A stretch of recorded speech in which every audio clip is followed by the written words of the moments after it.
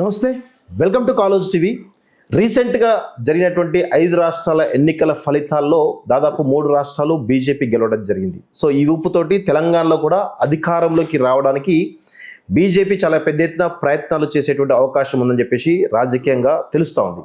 So ఈ క్రమంలోనే 5 రాష్ట్రాల ఎన్నికలు పూర్తయి ఫలితాలు వచ్చినటువంటి వెంటనే ప్రధానమంత్రి నరేంద్ర మోడీ గారు హైదరాబాద్లో ఒక బహిరంగ సభ పెట్టబోతున్నారు. సో ఈ బహిరంగ సభ తెలంగాణలో తాము అధికారంలోకి రావడానికి ఇది ఒక సంకేతమా, లేకపోతే వేరే కారణాలు ఏమన్నా ఉన్నాయా అనే విషయాలు మనతో పాటు తెలుసుకోవడానికి బీజేపీ రాష్ట్ర అధ్యక్షుడు రామచంద్రరావు గారు మనతో పాటు వారిని అడిగి చాలా విషయాలు తెలుసుకునే ప్రయత్నిద్దాం. సార్ నమస్తే అండి. నమస్తే అండి. సార్, 5 రాష్ట్రాల ఎన్నికల్లో మీ యొక్క 3 రాష్ట్రాలు గెలవడం వెనకాల మీరు కాన్ఫిడెన్స్ ఎలా ఉంది అసలు? ఒకటి ఫస్ట్ మనం చూడాల్సింది ఏంటంటే ఈ 5 రాష్ట్రాల్లో కూడా గెలవడం కారణము ఒకటి కార్యకర్తల ఒక నిబద్ధత. ఓకే. మా ఒక సంస్థాగతమైనటువంటి మా నిర్మాణం, అంటే పార్టీని బూత్ స్థాయిని నిర్మాణం చేసి కొన్ని సంవత్సరాలు పట్టింది అవును నిర్మాణం చేయడానికి. అవును. మూడోది అక్కడ అమిత్ షా గారు, నరేంద్ర మోదీ గారు విస్తృత స్థాయిలో అక్కడ ప్రచారం చేయటము. నాలుగోది ప్రజల్లో కూడా మమతా బెనర్జీ మీద బాగా ఒక యాంటీ ఇన్కంబెన్సీ ఒక ఫీలింగ్ 15 సంవత్సరాలు చేసింది కాబట్టి. అవును. తర్వాత అక్కడ బుజ్జగించే రాజకీయం ఎక్కువ పెరిగింది. ఒక వర్గానికే ఎక్కువగా వాళ్ళు ప్రాధాన్యత ఇస్తుంది కాబట్టి దానివల్ల ప్రజల్లో మార్పు వచ్చింది. ముఖ్యంగా బెంగాల్లో గెలుపు అయితే కేవలం పార్టీ యొక్క స్ట్రాటజీ, పార్టీ కార్యకర్తల ఒక త్యాగాలు, పార్టీ కార్యకర్తల కష్టాలు, ఆ కష్టపడినటువంటి ఒక తీరు ఏతుందో దానివల్ల ఈరోజు బెంగాల్లో బీజేపీ గెలవడం జరిగింది. అస్సాంలో కూడా దాదాపు అవే ఫీచర్స్ ఉన్నాయి, కానీ అస్సాంలో ఆల్రెడీ అధికారంలో 2 సార్లు ఉన్నాము. ఇక ఈసారి ఇంకా మెరుగ్గా అక్కడ వచ్చినాం కాబట్టి 2 రాష్ట్రాలు.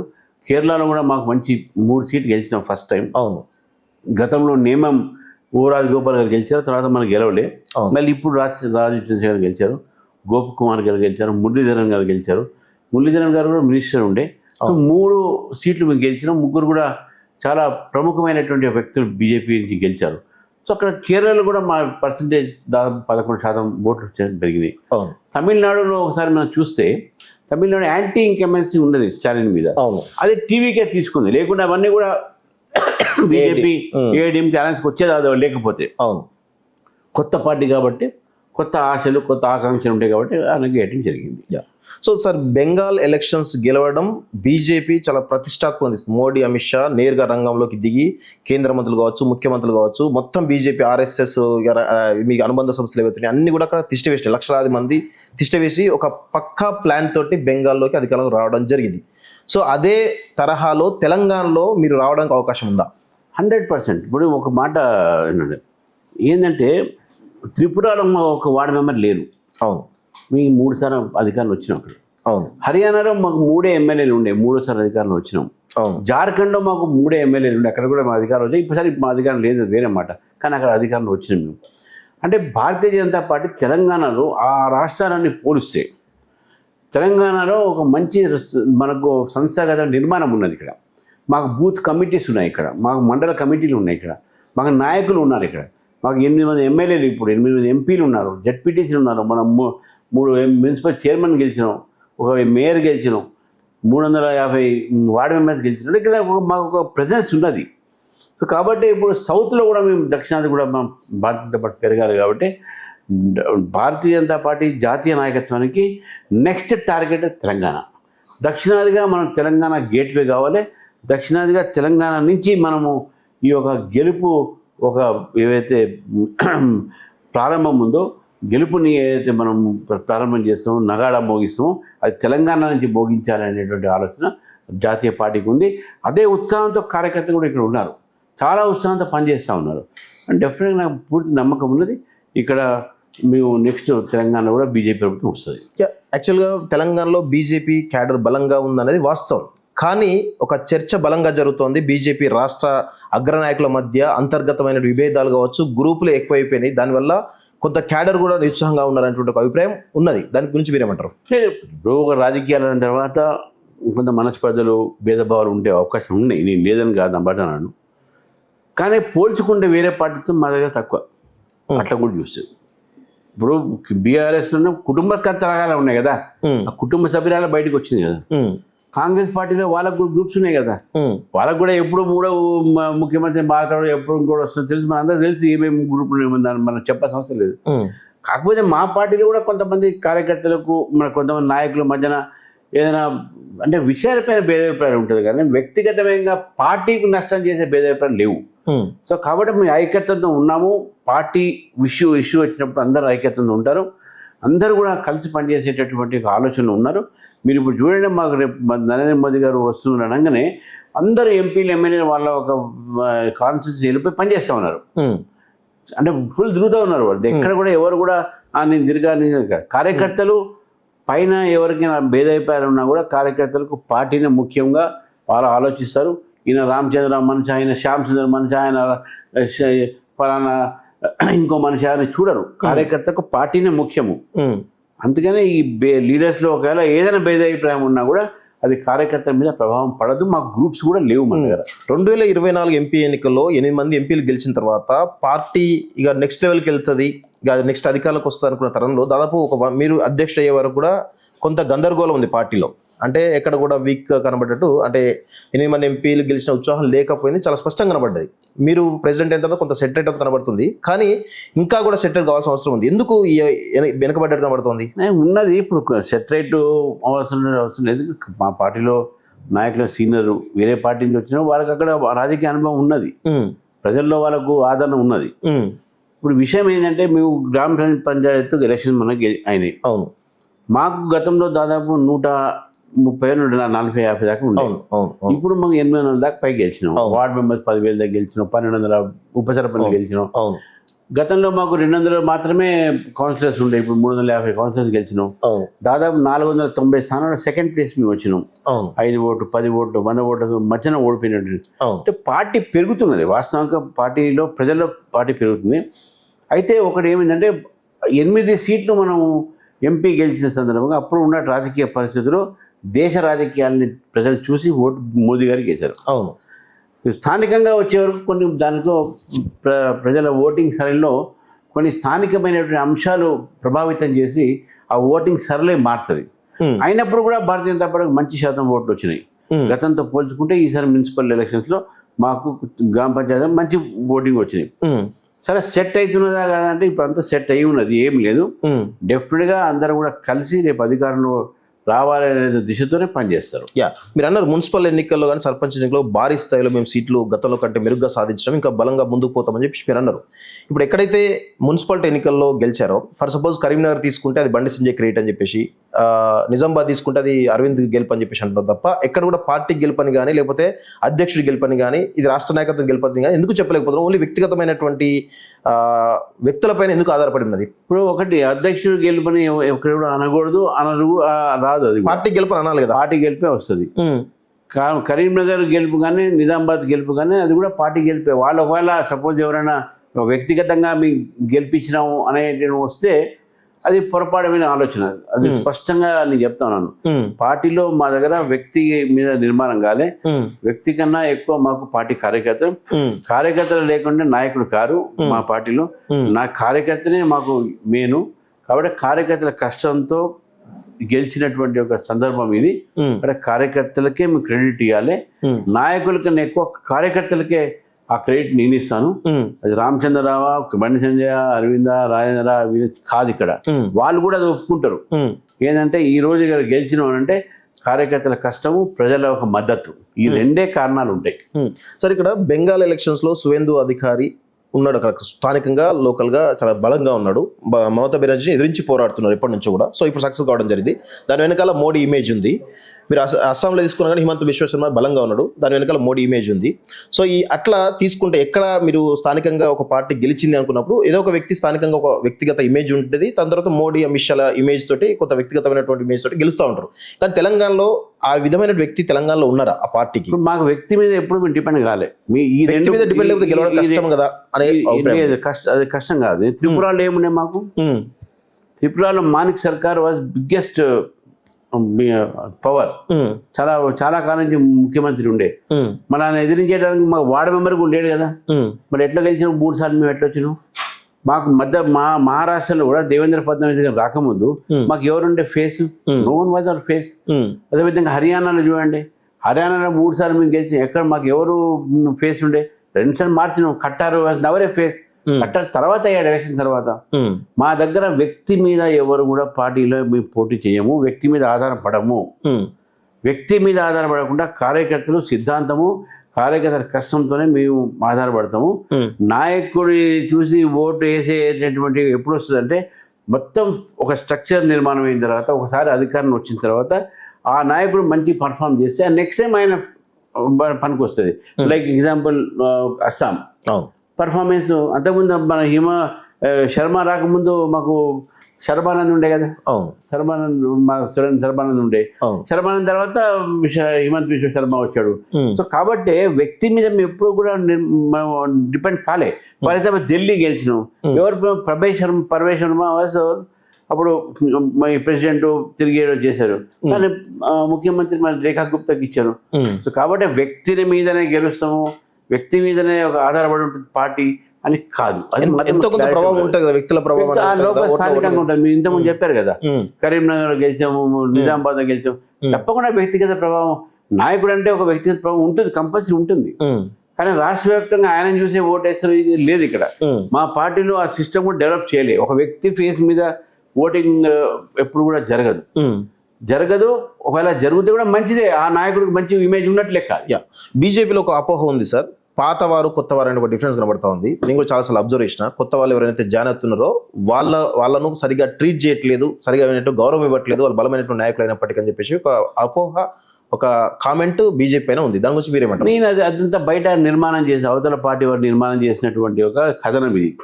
మా దగ్గర అటువంటి కొంతమంది నాయకులు కూడా, మీ నాయకులు కొంత మాట్లాడిన సందర్భాలు వాళ్ళకు ఒకటే కొత్త పాత అనేది వాళ్ళకు కూడా లేదు. నేను చెప్తాను, ఎందుకంటే నేను ప్రెసిడెంట్ అయిన తర్వాత నా మొట్టమొదటి స్పీచ్లో నేను చెప్పాను, కొత్త పాత అనేది ఉండకూడదు, లేదు కూడా. ఎందుకంటే పార్టీలో చేరిన రోజే ఆ వ్యక్తి వ్యక్తి అవుతాడు. తర్వాత పార్టీలో కొత్త పాత ఎందుకుంటండి, ప్రజాక్షేత్రంలో ఎవరైతే ముందు నుంచి పనిచేస్తున్నారో వాళ్ళందరూ కూడా పాత వాళ్ళ. రాజకీయాలకు పార్టీలో సభ్యత్వం కొత్త ఉండొచ్చు, కానీ ప్రజా జీవితంలో పరిచయం పాతదే కదా. అందుకే ఏమన్నా అంటే పార్టీలో మనం ఒకవేళ జాయిన్ అయితే ఆ పార్టీ, ఇప్పుడు మన ఇంట్లో పిల్లగాడు పుడితే, అమ్మాయి పుడితే మనం ఏమంటాం, మన కుటుంబ సభ్యులు అవుతారు ఆ పుట్టినప్పటి నుంచే. సో మేము కూడా మా పార్టీలో చేరినప్పటి నుంచే మా కుటుంబ సభ్యులు.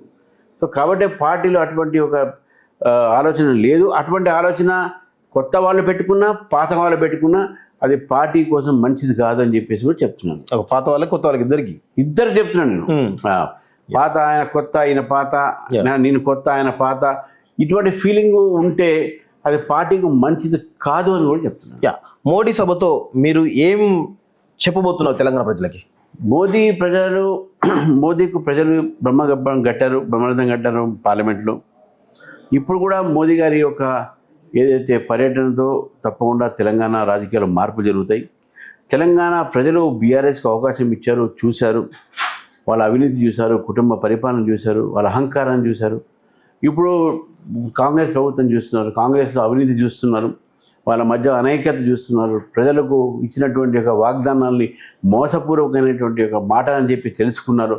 కాబట్టి ఈ రెండు పార్టీలు కూడా చూశారు. కాబట్టి ఒకసారి బీజేపీకి అవకాశం ఇచ్చి ఇక్కడ కూడా డబుల్ ఇంజన్ సర్కార్ తీసుకువద్దాం అనే ఆలోచనలో ప్రజలు ఉన్నారు. ఆ ప్రజల్లో ఆలోచనకు ఈరోజు మోదీ గారి రాక, అది రెండు కూడా మాకు తోడుంటాయి. రేపు రాబోయే రోజుల్లో బీజేపీ ప్రభుత్వం ఏర్పడటానికి మాకు ఒక నైతికమైన బలము మోదీ గారి యొక్క రాకతో ఉంటుంది చెప్పి. మోడీ బహిరంగ సభ పేరు మీద కొన్ని వివిధమైనటువంటి అభిప్రాయాలు వస్తుంది సార్. ఫస్ట్ ఏమో మీరు జన ఆగ్రహ సభ అన్నారు, తర్వాత మోడీ బహిరంగ సభ, బీజేపీ బహిరంగ సభ అని చెప్పేసి మళ్ళీ ప్రచారం జరుగుతుంది. ఎందుకు కన్ఫ్యూజన్ క్రియేట్ అయింది? కన్ఫ్యూజన్ ఏం కాదు దీంట్లో, అసలు దీంట్లో ఎటువంటి ఒక కన్ఫ్యూజన్ లేదు, ఎటువంటి ఒక ఆబ్జెక్షన్ లేదు. ఒకటే ఒక ఏంటంటే, ఆగ్రహ అంటే హిందీలో రిక్వెస్ట్, తెలుగులోనూ ఆగ్రహం పెట్టినది, హిందీలో ఆక్రోష్ అని అంటారు. తెలుగులో ఆక్రోశం లేదు, పదం లేదు మనకు, అంటే ఆక్రోశం అని. సో కాబట్టి ఈ పదాన్ని మోదీ గారు ఆగ్రహ సభ అంటే నార్త్లో అదేంటంటే రిక్వెస్ట్ సభ అయిపోతుంది. అంతేగాని దానికి మనం ఎందుకు కన్ఫ్యూజన్ క్రియేట్, మేమే దాన్ని మార్చుకుని బహిరంగ సభ పెట్టినాం. యాక్చువల్లీ మొత్తం దేశంలో జన్ ఆక్రోష్ సభ, ఆక్రోష్కి మనకు తెలుగులో పదానికి ఆగ్రహమే, కానీ హిందీలో ఆగ్రహం అనేది రిక్వెస్ట్ వస్తుంది కాబట్టి ఆ వర్డింగ్ కొద్దిగా తెలంగాణ వరకు తెలుగులో చూస్తారు కదా తెలంగాణ చూస్తారు కదా, మన గెస్ట్ బయటకి వస్తారు కదా, ఆయన కూడా మనకు ప్రధానమంత్రి వస్తున్నాడు, మేము ఆయనకి ఇవన్నీ చెప్పుకునేటటువంటి ఒక పరిస్థితి రానియకూడదు. అందుకనే దాన్ని బహిరంగ మార్చడం కానీ దాని పెద్ద అదేదో ఏంది మాకు మంచిదే, ఎందుకంటే దాని మీద కూడా ప్రజలు మీడియా ఆలోచిస్తున్న సంతోషమేది. ఇప్పుడు జనరల్ గా మోడీ అధికారిక పర్యటన గురించి వస్తున్నారు, చాలా డెవలప్మెంట్ కార్యక్రమాలకు సంబంధించినటువంటి శంకుస్థాపన చేయడానికి వస్తున్నారు కదా, సో దానిలో భాగంగా సీఎం పాల్గొనే అవకాశం ఉందా? ఉంటారు, జనరల్ గా ఉంటారు, ఇక్కడే కాదు. జనరల్ గా ఇప్పుడు స్టాలిన్ ఉన్నాడు, స్టాలిన్ చాలా బీజేపీ వ్యతిరేకి ఉండే, కానీ ప్రధానమంత్రిని ఎప్పుడు కూడా ఆయన ప్రోటోకాల్ తప్పలేదు. ఆయన ప్రధానమంత్రి రిసీవ్ చేసుకున్నాడు, గవర్నమెంట్ ప్రోగ్రామ్స్ వచ్చాడు, ఆయన మీటింగ్ లో ప్రధానమంత్రిని తిట్టాడు, తిట్టే పాలసీస్ని ప్రధానమంత్రిని క్రిటిసైజ్ చేశాడు మన స్టాలిన్ కూడా. ఎక్కడైనా అంతే ఉంటది. ఫర్ ఎగ్జాంపుల్ సీఎం కూడా ఏదైనా జిల్లాకి పోతే అక్కడ అధికారికంగా కార్యక్రమం చేసిన తర్వాత పబ్లిక్ మీటింగ్ పెడతారు, పబ్లిక్ మీటింగ్ పొలిటికల్ మాట్లాడతారు, అధికారికంగా అఫీషియల్ మాట్లాడతారు, కాబట్టి అది ప్రాబ్లం కాదు. సో ఇప్పుడు తెలంగాణలో కొన్ని రోజులుగా కొంతమంది కీలక వ్యక్తులు బీజేపీలో జాయిన్ అవుతారని చెప్పేసి చర్చ జరుగుతుంది. దానిలో భాగంగా మల్లారెడ్డి కూడా బీజేపీలోకి వస్తారని చెప్పేసి అంటా ఉన్నారు. దాని గురించి మీరేమంటారు? అసలు ఎవరెవరు వస్తారు ఏంది అనేది నేను బయట చెప్పా, కానీ చాలా మంది మాకు కాంటాక్ట్లు ఉన్నారు, మేము సమయం చూసి వస్తామని చెప్తా ఉన్నారు. ఇప్పుడు ఎందుకంటే ఎలక్షన్స్ కూడా లేవు. జనరల్గా ఒక నాయకుడు పార్టీ నుంచి మా పార్టీ రావాలనుకున్నప్పుడు ఏంటంటే అక్కడ అవతల ఉన్న పార్టీలో అతనికి అన్కంఫర్టబుల్గా ఉండటం, అంటే అసౌకర్యంగా ఉండటం ఒకటి, సరైనటువంటి ఒక ఆయనకు ఆదరణ దొరకపోవడం ఒకటి, రెండోది అక్కడ నాకు రాజకీయ భవిష్యత్తు లేదు, కొత్త పార్టీలో పోతే నాకు రాజకీయ భవిష్యత్తు ఉంది అని అనుకుంటే ఆలోచన ఉంటే అటువంటి సమయంలో మా పార్టీ వచ్చేటటువంటి ఒక చాలా మంది అట్లా ఉన్నారు. ఇప్పుడు ఈ 2 సంవత్సరాల దాకా ఎలక్షన్స్ కూడా ఏం లేవు కాబట్టి రైట్ టైం జిహెచ్ఎంసీ ఇంపార్టెంట్ కదా, జిహెచ్ఎంసీలో మల్లారెడ్డి వస్తే మీకు బలంగా పెరుగుతాయి కదా. నేను అనేది స్టేట్ లెవెల్లో లీడర్షిప్ చేస్తున్నా. జిహెచ్ఎంసీలో ఆల్రెడీ మా దగ్గర 4 మున్సిపల్ కార్పొరేటర్ చేరారు, అంటే మన ఈ రంగారెడ్డి జిల్లా నుంచి 2, మెడ్చల్ 1, ఇక సికింద్రాబాద్ 1, వీళ్ళంతా చేరారు మా దగ్గర. ఇంకా చాలా మంది లైన్ లో ఉన్నారు, అది చేరుతారు. హైదరాబాద్ సిటీ వరకు చాలా మంది ఎక్స్ కార్పొరేటర్లు, ఎక్స్ లీడర్స్ ఇప్పటికే నిన్న మొన్న బీఆర్ఎస్ కుకట్పల్లి నుంచి నేను మైనార్టీ మోర్చా బీఆర్ఎస్ నుంచి మా పార్టీలో వచ్చారు. మల్లారెడ్డి పెద్ద ఫిగర్ కదా, సో ఆయన చేతిలో పెట్టుకుని అనట్లేదు. మల్లారెడ్డి గారు పార్టీ మారడాన్ని ఆయన నిర్ణయం, అది మేము ఆయన ఇన్ఫ్లుయెన్స్, ఆయనే స్టేట్మెంట్ ఇచ్చాడు, కోడలకు స్టేట్మెంట్ ఇచ్చాడు, మేము బీఆర్ఎస్ ఉన్నాం, ఇంకా బీజేపీ స్టేట్ ఆఫీస్ వచ్చింది కదా కోడలు, ఒక ఇన్వైట్ చేయడానికి వచ్చారు. ప్రధానమంత్రి వస్తే వాళ్ళకి వాళ్ళకు ఒక ఎడ్యుకేషన్ ఇన్స్టిట్యూట్స్ ఉన్నాయి, స్టూడెంట్స్ కు డిజిటల్ యూనివర్సిటీ ఏదో పెట్టాలని చూస్తున్నారు. అది సంబంధించిన ఎడ్యుకేషన్ సంబంధించింది కాబట్టి మనం ప్రధానమంత్రి గారి దగ్గరికి ఇన్వైట్ చేయడానికి వెళ్ళారు. ప్రధానమంత్రి సరే నేను చూస్తాను, వచ్చే ప్రయత్నం చేస్తాను అన్నారు. వాళ్ళు వస్తాను అని కన్ఫర్మ్గా వారికి ఏం చెప్పారు, వచ్చే ప్రయత్నం చేస్తాను, మీరు స్థానికంగా నాయకులు కూడా చెప్పండి అని అన్నారు వారు. కాబట్టి మనందరం కలిసింది, వాళ్ళు మేడం అమ్మాయి వాళ్ళ కోడలు వచ్చి కలిశారు. ఎక్కడ కూడా రాజకీయం ఆమె మాట్లాడలేదు, మేము కూడా మాట్లాడలేదు. ఆమె రిక్వెస్ట్ చేయడానికి వచ్చారు, ఇట్లా ప్రధానమంత్రి గారు వస్తున్నారు, మీరు కూడా రిక్వెస్ట్ చేయండి సార్ మా తరఫు నుంచి, మీరు కూడా రాండి అని ఇన్వైట్ చేయడానికి వచ్చారు అంతే. దాంట్లో రాజకీయం ఏం లేదు. ఓకే, సో కవిత టీఆర్ఎస్ పార్టీ పైన మీ అభిప్రాయం ఏంటి అసలు? బట్ నేను ఇంతకుముందు చెప్పాను కదా, అవినీతిలో భాగంగానే ఈ కుటుంబంలో ఒక చిలికలు వచ్చినాయి, కుటుంబంలో విభేదాలు వచ్చినాయి. బీఆర్ఎస్ టీఆర్ఎస్కు పుట్టిన బిడ్డనే టీఆర్ఎస్, దీని పెద్ద ఏముంటుంది. ఇప్పుడు అవినీతి మీద ఆధారపడిన పార్టీలో దాని ఆఫ్ షూట్స్ కూడా అవినీతి పరంగా ఉంటాయి కదా. మనం ఏం పెద్ద కొత్త పార్టీలకి స్థానం లేదు ఇక్కడ. ఉన్న పార్టీలు 3 పార్టీల మధ్యనే ఎలక్షన్స్ జరుగుతాయి, ప్రజలు కూడా అదే 3 గురించి ఆలోచిస్తారు. ఈ ఆఫ్ షూట్స్ గురించి దాని గురించి ప్రజలు ఆలోచించరు. సరిగా వాళ్ళకు ఉన్నటువంటి ఒక దీంట్లో పార్టీ పెట్టుకుని ఎవరికి మనం పార్టీ పెట్టకూడదు ఏం లేదు, ఎవరైనా పెట్టుకోవచ్చు పార్టీ, అది వేరే మాట. కానీ ఆ పార్టీ పెట్టినంత మాత్రాన రాజకీయాల్లో ఇక్కడ తెలంగాణ రాజకీయాల్లో మార్పు అయితే ఏం జరగవు. కానీ ఎక్కడో ఒక దగ్గర టీఆర్ఎస్ పార్టీ ప్రభావం బీఆర్ఎస్ సంబంధించినటువంటి ఓటు చీలిక ద్వారా బీఆర్ఎస్ కొట్టొచ్చు అనేటువంటి ఒక ప్రయత్నం కాంగ్రెస్ బీజేపీ అపోహ ఉంది. దాని గురించి మీరేమంటారు? అసలు పార్టీ ఇంకా ఫ్లోట్ కాలేదు, ఇంకా యాక్టివిటీస్ లేవు కాబట్టి ప్రజలు ఎంతవరకు ఆ పార్టీకి పోతారని చెప్పేసి ఇంకా ఏమి ఇక్కడ సంకేతాలు లేవు. కానీ నేను ఒక పార్టీ ప్రెసిడెంట్ కాదు, ఒక రాజకీయ ఒక విశ్లేషకుగా నేను చెప్పగలుగుతాను. ఏమనంటే కొత్త పార్టీలకు తెలంగాణలో ఇంకా ఇక్కడ స్థానం లేదు. ప్రజలు ఆ గురించి ఆలోచించరు. ప్రజలు 3 పార్టీల గురించే వాళ్ళు ఇప్పుడు ఉన్నటువంటి ఒక దీంట్లో వాళ్ళ ఓటింగ్ ఒక ప్రభావం ఆ 3 పార్టీలనే వాళ్ళ ఒక పాలసీ పడుతుంది, అంతేగాని కొత్త పార్టీలకు స్థానం లేదు తెలంగాణ అని చెప్పి నేను భావిస్తాను. రీసెంట్ గా కేసీఆర్ కూడా యాక్టివ్ అయినట్టు తెలుస్తా ఉంది. గతంలో మొన్ననే రీసెంట్ గా జైత్యాల్లో బహిరంగ సభ పెట్టిండు. రేపు మళ్ళా మరికొద్ది రోజుల్లోగా వరంగల్లో రైతు సభ పెట్టబోతున్నారు. సో కేసీఆర్ యాక్టివ్ అవుతున్నాడు. ఈ ప్రభావం బీజేపీ ఎట్లా ఉండబోతుంది? ఏమో వాళ్ళ రాజకీయ పార్టీ, మాది రాజకీయ పార్టీ. ఆయన స్తబ్దుగా ఉన్న బీఆర్ఎస్ పార్టీ అనుకోకుండా ఇప్పుడు ఏం పెద్ద లేచింది ఏం లేదు. ఇప్పుడు సభ్యత ఉంది. ఒక వ్యక్తి ఆయన అనే ఒక పార్టీ ప్రెసిడెంట్, ఒక పార్టీ ప్రెసిడెంట్ మీటింగ్ పెడితే గొప్పతనం ఏముంది? ఒక అసెంబ్లీ మెంబర్, ఆయన అసెంబ్లీకి పోతే గొప్పతనం ఏముంది? ఆయన పోవాల్సిన బాధ్యత కదా, ఆయన కాన్స్టిట్యూషన్ ఆబ్లిగేషన్. కానీ ఆయన పోతున్నట్టు బలపడుతున్నట్టు బలపడుతుంది. దానికైతే మీడియా తర్వాత వాళ్ళ ఫ్యామిలీ మెంబర్స్, వాళ్ళకు నాయకులు ఇక వచ్చిందో పులు వచ్చింది, ఏం పులు వచ్చింది? ఆయనే ప్రెసిడెంట్, ఆయన బయట తిరిగితే ఏమవుతుంది? ఆయన తిరగాల్సిందే కదా. ఇన్నాళ్ళు తిరగలేదని వాళ్ళ కార్యకర్తలు ప్రశ్నించాలి.